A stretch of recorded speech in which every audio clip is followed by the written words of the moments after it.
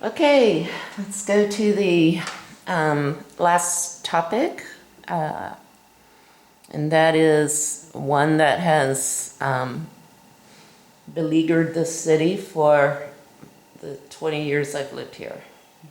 And that is workforce housing, affordable housing, whatever you want to call it. So there is a project on the table now with Nevada Rural Housing Authority, which I found quite interesting that, we've been giving them our bonding money every year for 12 years that I can remember. And all of a sudden, when we decided to say, no, we're going to keep it, they came in with a project proposal. Mm-hmm. So I thought that was pretty interesting. Yeah, it's funny how that works. Yeah. Anyway, it's a $52 million project, apartments, condos, that is right now set to be built on Hillside Drive, kind of where the street comes out from the high school. Do you think that's the best place to put a project? I don't know. I've talked with Councilman Worson about this, and I've talked with residents over there. Of course, the residents would rather see ball fields if they're going to develop it, instead of having more housing over there and more traffic. But to that, I'd say, where else were you going to put it? I'm all ears about where else to put it. I'd be happy to, if someone can come up with another place to put it, I'm 100% for it. But if they can't, we need the housing. Well, it's a terrible place to live, by the way, right next to the freeway. I don't know who wants to live there next to the freeway. It is very noisy, and the people that live there, it's actually going to be a little helpful in that respect, so it should act as a sound barrier from the freeway to an extent. But I don't know who would actually want to live that close to the freeway. I don't know of anywhere else in town that would be that close. Well, there was another project that was discussed and tabled, and it's not going anywhere at this point in time. On Hafen Lane, next to the Coyote Willows golf course, there's still some discussion about a project there. Mesquite has a solid reputation for not in my backyard. Absolutely. There was a very promising project next to the elementary school that got knocked down by the neighborhoods.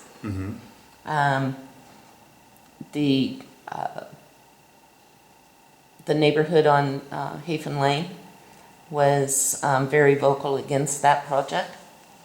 And so,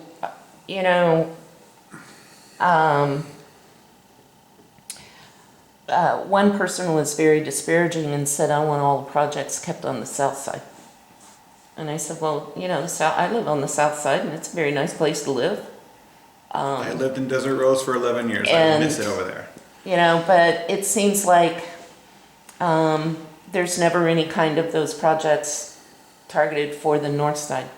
So, I'm not sure what my question is, but... It's a discussion, right? Yeah, that's right. Thank you.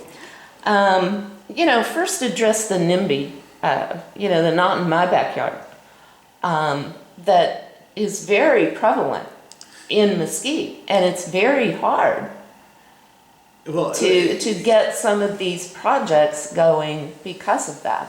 I have this discussion a lot because it's an imaging and messaging issue, big time, because people don't see a difference between workforce housing and Section 8. When they think Section 8, they think of slums. It's not slums, but that's what they think of. None of what we're talking about is Section 8. I mean, the one on Hafen was supposed to be Section 8, wasn't it? I'm not sure. I don't remember. I think that one could have been Section 8. I'm not 100% sure. And I'm not sure if that one, if people realize that if the workforce housing was going over there, which is market-based housing, I don't know that they'd have that much of a problem with it. But that's the first thing. I think the problem is there's messaging issues.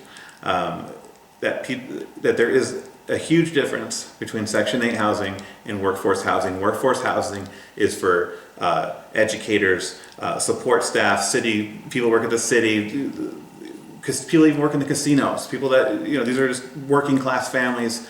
We're not talking, it's not a slumlord situation or any sort of, it's not, you have some of these places in Vegas that are Section 8 and you have all these issues.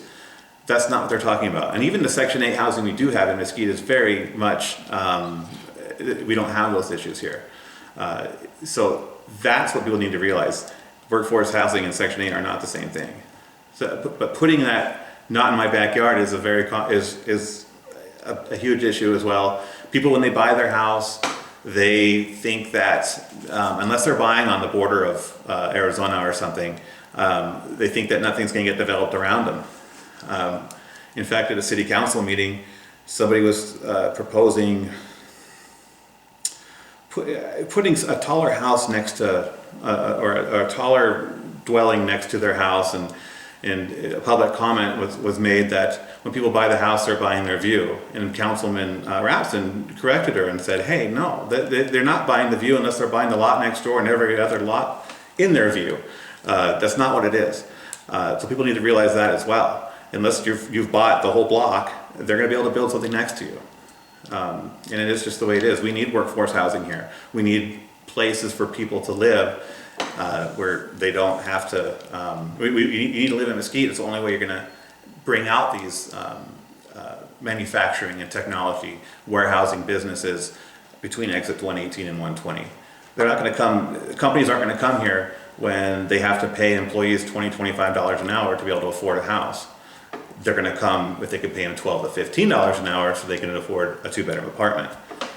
I think we talked about this before. We did. At the last interview I did with you for the primary election, but what kind of incentives would you as a council person be willing to give developers for workforce housing? Well, this will be a repeat because people will, if they look back at the March video, I think it was in March, wasn't it? Or was it in May or April? I don't know. It was before the primary.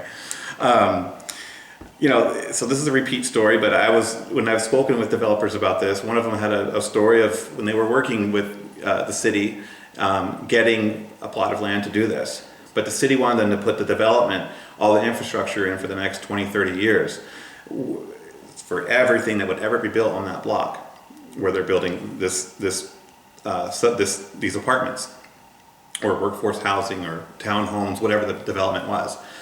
And it just didn't pencil out. So the thing is, when you approach a developer about something that you want, not the developer wants, but what you want them to do, you have to make it pencil out at least for them to do something on it.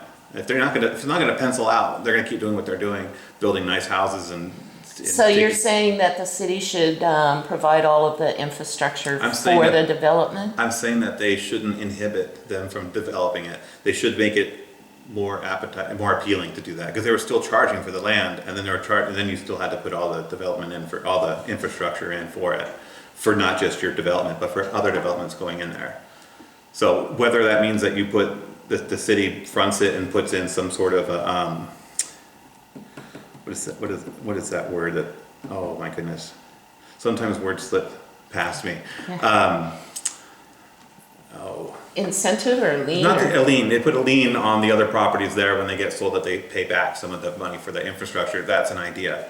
I'm all about putting all options on the table on things and seeing what works. So like I said, there's not one magic bullet that's going to solve all of it.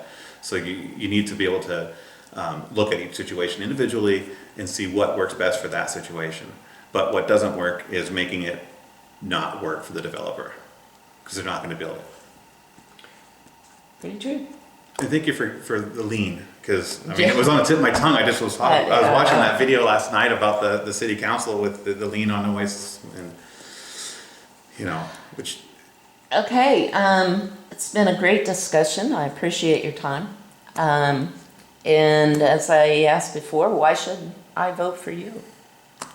Well, I believe I truly am the best candidate for this seat. I've had plenty of years in the private sector. I have years in the public sector working with budgets and, of course, within the community and different aspects of it. I think that having the experience I've had in the 15 years I've lived here and before makes me the best candidate for the job. Okay. All right. Well, thank you very much, Wes. We appreciate your time, and good luck. Thank you. And hopefully someday we'll find out the results of the election before we Before all Christmas? die. Oh, no, Christmas would be way too early, honey. All right. Thank you, Wes. Thank you so much for appreciate having it. me. I really appreciate it. Yeah.